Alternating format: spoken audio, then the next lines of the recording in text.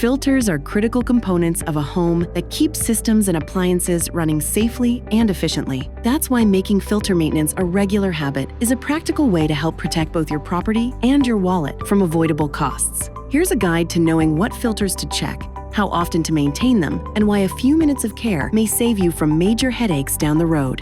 Depending on the type of filter, neglecting to clean or replace it may lead to fires, water damage, poor air quality, higher utility bills, and appliance failure. Knowing which filters to check and how often is the first step toward a safer, more efficient home. HVAC filters should be checked monthly and replaced every 1 to 3 months. Dry or lint filters should be cleaned after every use. Dishwasher filters should be cleaned every 1 to 3 months. Range hood filters should be cleaned or replaced every 1 to 3 months. Washing machine filters should be checked and cleaned every few months. Don't wait for a clogged filter to cause problems. Take a few minutes to inspect your home's filters and set up calendar reminders for regular, ongoing maintenance. By being proactive, you can create a safer, more efficient space for your family. Visit our website for more information.